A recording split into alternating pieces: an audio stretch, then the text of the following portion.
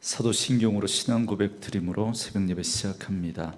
전능하사 천지를 만드신 하나님 아버지를 내가 믿사오며 그 외아들 우리 주 예수 그리스도를 믿사오니 이는 성령으로 잉태하사 동정녀 마리아에게 나시고 본디오 빌라도에게 고난을 받으사 십자가에 못 박혀 죽으시고 장사한 지 사흘 만에 죽은 자 가운데서 다시 살아나시며 하늘에 오르사 전능하신 하나님 우편에 앉아 계시다가 저리로서 산자와 죽은 자를 심판하러 오시리라.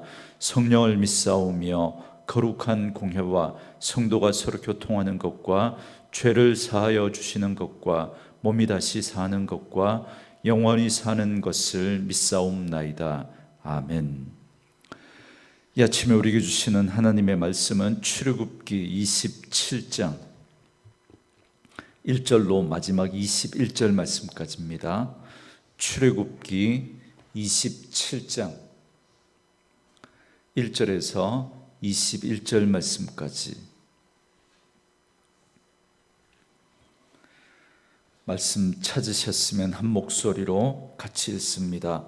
너는 조각목으로 길이가 5규빗, 너비가 5규빗의 제단을 만들 때에 네모 반듯하게 하며 높이는 3규빗으로 하고 그 네 모퉁이 위에 뿔을 만들 때 그 뿔이 그것에 이어지게 하고 그 제단을 노스로 싸고 재를 담는 통과 부삽과 대야와 고기 갈고리와 불 옮기는 그릇을 만들 때 제단의 그릇을 다 노스로 만들지며 제단을 위하여 노스로 그물을 만들고 그 위 네 모퉁이에 녹고리 넷을 만들고 그물은 제단 주위 가장자리 아래 곧 제단 절반에 오르게 할지며 또 그 제단을 위하여 채를 만들되 조각목으로 만들고 노스로 쌀지며 제단 양쪽 고리에 그 채를 꿰어 제단을 매게 할지며 제단은 널판으로 속이 비게 만들되 산에서 네게 보인 대로 그들이 만들게 하라. 너는 성막의 뜰을 만들지니 남쪽을 향하여 뜰 남쪽에 너비가 100규빗의 세마포 휘장을 쳐서 그 한쪽을 당하게 할지니 그 기둥이 수물이며 그 받침 수물은 노수로 하고 그 기둥의 갈고리와 기름때는 은으로 할지며 그 북쪽에도 너비가 100규빗의 포장을 치되 그 기둥이 수물이며 그 기둥의 받침 수물은 노수로 하고 그 기둥의 갈고리와 기름때는 은으로 할지며 뜰의 옆 곧 서쪽에 너비 50규빗의 포장을 치되 그 기둥이 열이요 받침이 열이며 동쪽을 향하여 뜰 동쪽의 너비도 50규빗이 될지며 문 이쪽을 위하여 포장이 15규빗이며 그 기둥이 셋이요 받침이 셋이요 문 저쪽을 위하여도 포장이 15규빗이며 그 기둥이 셋이요 받침이 셋이며 뜰 문을 위하여는 청색, 자색, 홍색 실과 가늘게 꼰 배실로 수놓아 짠 20규빗의 휘장이 있게 할지니 그 기둥이 넷이요 받침이 넷이며 뜰 주위 모든 기둥의 가름대와 갈고리는 은이요 그 받침은 노시며 뜰의 길이는 100규빗이요 너비는 50규빗이요 세마포 휘장의 높이는 5규빗이요 그 받침은 노시며 성막에서 쓰는 모든 기구와 그 말뚝과 뜰의 포장 말뚝을 다 노수로 할지니라. 너는 또 이스라엘 자손에게 명령하여 감나무로 짠 순수한 기름을 등불을 위하여 니게로 가져오게 하고 끊이지 않게 등불을 켜되 아론과 그의 아들들로 회막 안 증거궤 앞 휘장 밖에서 저녁부터 아침까지 항상 여호와 앞에서 그 등불을 보살피게 하라. 이는 이스라엘 자손이 대대로 지킬 규례이니라. 아멘. 오늘은 함께 읽으신 출애굽기 27장 1절에서 21절 말씀을 중심으로 제단, 뜰과 울타리, 등불이라는 제목의 말씀으로 잠시 은혜를 나누겠습니다. 계속해서 성막에 관한 말씀을 살펴보고 있습니다. 오늘 본문은 제단과 그리고 성막 뜰의 울타리 그리고 등불에 관한 말씀인데요. 먼저 1절부터 8절 말씀은 제단에 관한 말씀입니다. 1절에 보니까 너는 조각목으로 길이가 5규빗, 너비가 5규빗의 제단을 만들 때 네모 반듯하게 하며 높이는 3규빗으로 하고 그럽니다. 제단은 조각목으로 만들어서 놋으로 쌓습니다. 그래서 보통 놋제단이라고 부릅니다. 그 크기는 길이가 5규빗, 너비가 5규빗이니까 5규빗이고, 그리고 높이가 약 2.5m인 정사각형 모양입니다. 그리고 높이는 3규빗이니까 1.5m입니다. 그리고 이 제단은 성막 앞에 있는 성전 마당에 두었습니다. 이 제단이라고 하는 이 말의 본래 뜻은 들려지다라고 하는 그런 뜻을 가지고 있습니다. 여러분, 이 말처럼 제단은 짐승이 들려져서 하나님께 드려지는 곳, 그런 뜻을 가지고 있습니다. 그런데 이 들려지다라고 하는 이 단어가 예수 그리스도를 계시하는 데 있어서 굉장히 중요한 의미를 갖습니다. 이 놋제단이 예수님을 상징하고 있는데 특별히 이 들려진다라고 하는 이 의미가 굉장히 중요합니다. 요한복음 12장 32절에 보면 예수님은 내가 땅에서 들리면 모든 사람을 내게로 이끌겠노라 이렇게 말씀을 하셨습니다. 예수님은 자신이 놋으로 만든 그 번제단의 제물이 들려졌던 것처럼 자신도 땅에서 들려져야 한다, 지금 그 말씀을 하고 계십니다. 그래서 모든 사람이 골고다 언덕에 세워진 십자가에 들려지신 그 주님을 바라봐야 살 수 있음을 예수님께서 이 제단에 들려진다라고 하는 그 의미를 가지고 말씀해 주고 있는 겁니다. 그리고 특별히 우리는 이 2절에 제단 뿔을 좀 주목해서 볼 필요가 있는데요, 2절에 보니까 그 네 모퉁이 위에 뿔을 만들되 그 뿔이 그것에 이어지게 하고 그 제단을 놋으로 싸고 그럽니다.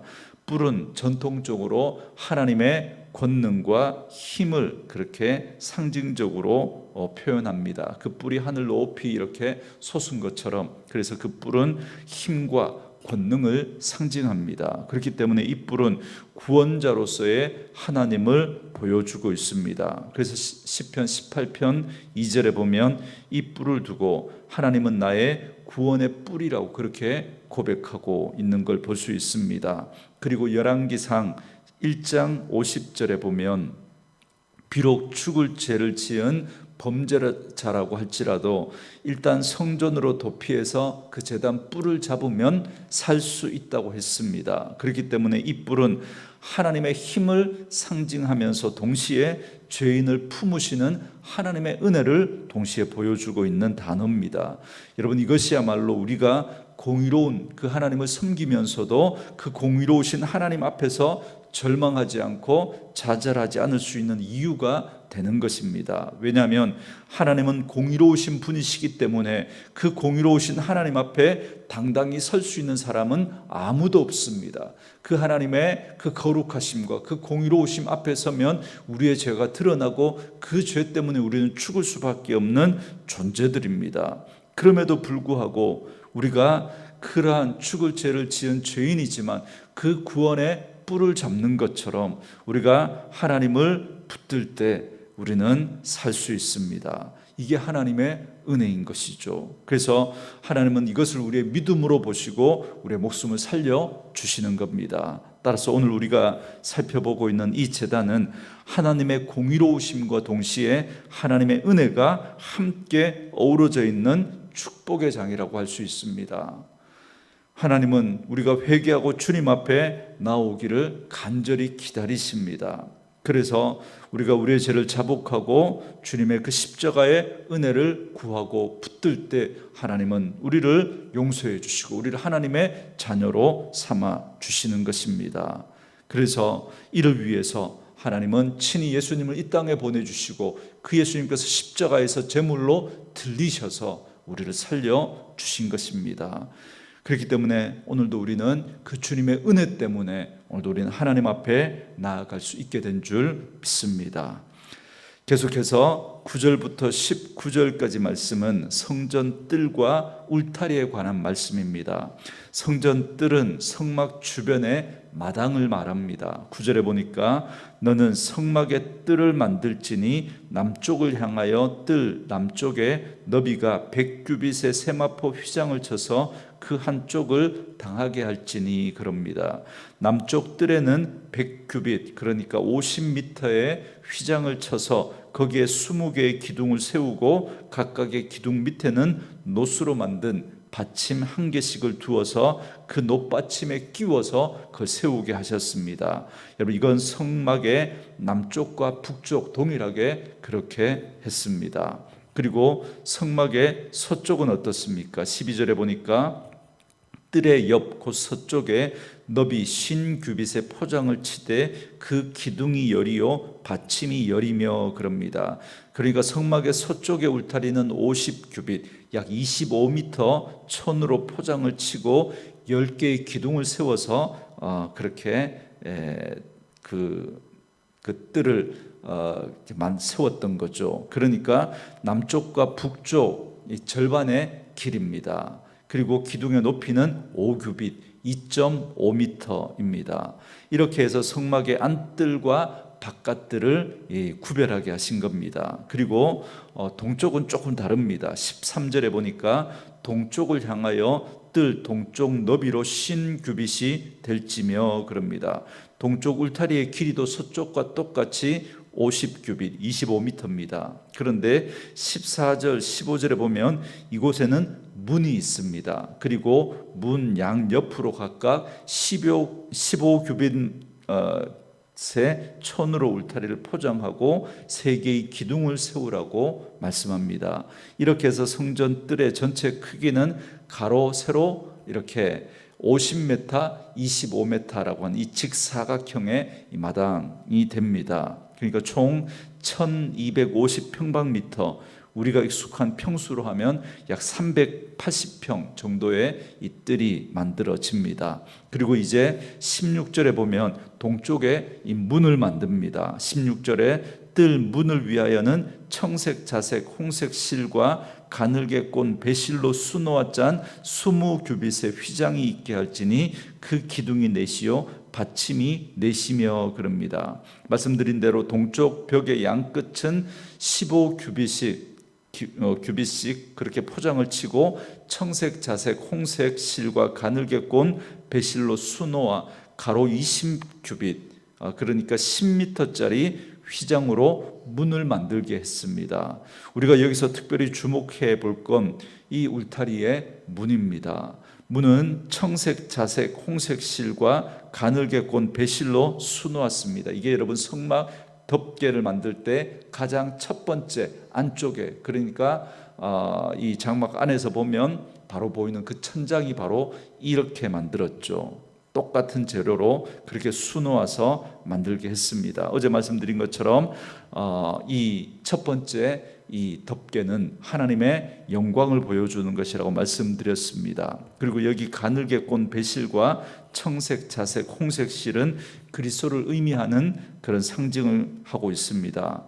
이렇게 성막들의 울타리 가운데 특별히 이렇게 출입문이 강조되고 있다는 걸 알 수 있습니다. 여러분 잘 보세요. 여러분 가로 세로, 가로가 50m, 세로가 25m인데 그런데 이 동쪽으로 난 이 문의 길이가 이 20규빗입니다. 다시 말해서 25m인 이 벽의 문 넓이가 10m나 됩니다. 굉장히 이 큰 문이라는 걸 알 수 있겠죠. 바로 누구라도 구원의 문으로 들어올 수 있다라고 하는 그 사실을 보여주고 있습니다. 예수님은 자신을 일컬어서 나는 양의 문이다 그렇게 말씀하셨죠. 그러므로 이 문은 양들이 문을 통해서 드나들면서 풍성한 꼴을 얻을 수 있는 것처럼 그리고 그 생명을 보호받을 수 있는 것처럼 예수님을 통해서 우리는 구원을 얻을 뿐만 아니라 하나님이 우리의 모든 필요를 채워주시고 우리를 지켜주시고 보호해 주시는 분이시라는 사실을 우리는 알 수 있습니다. 그런데 이 양의 문이신 예수님은 어느 누구에게나 열려 있습니다. 누구라도 자신이 죄인임을 고백하고 그 예수님을 의지하고 그 은혜의 보좌 앞에 나아올 수 있도록 그 문을 넓게 열어두고 계신 겁니다. 그러므로 성막의 울타리의 이 넓은 문은 모든 사람을 초청하시는 예수님의 구원의 은혜를 말씀해 주고 있는 것입니다. 이제 마지막으로 20절과 21절에 보면 성소의 등불에 관해서 말씀합니다.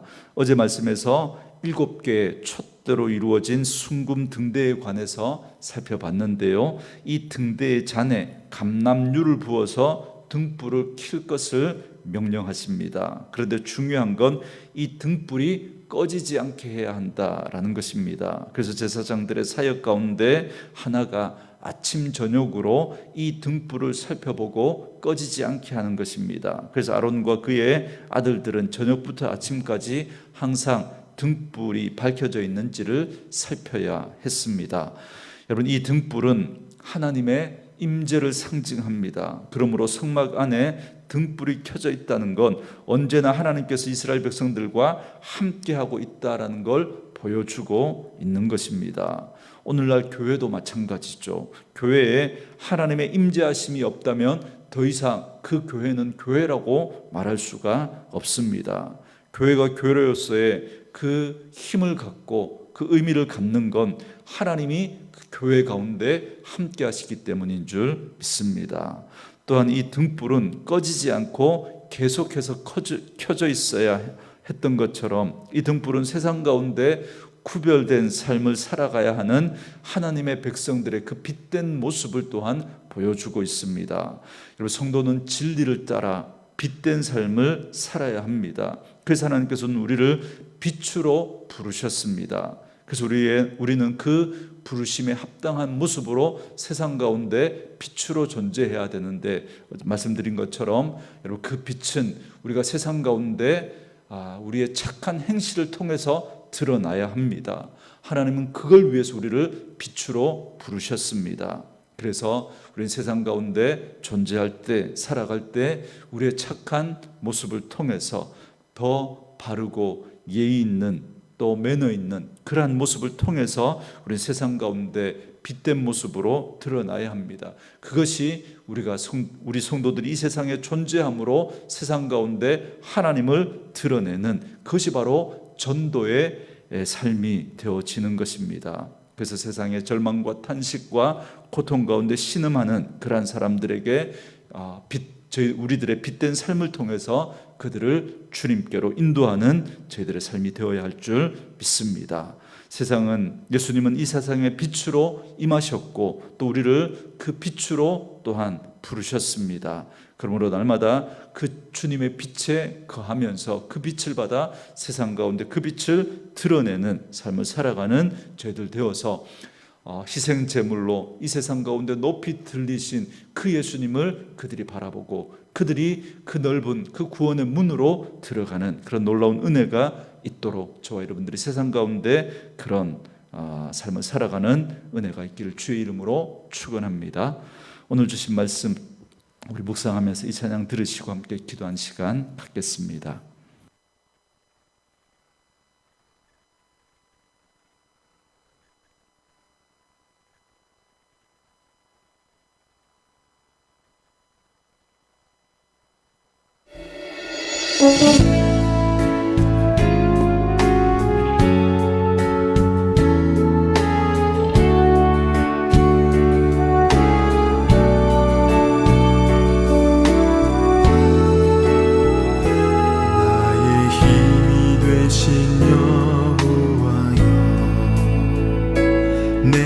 주님을 사랑합니다.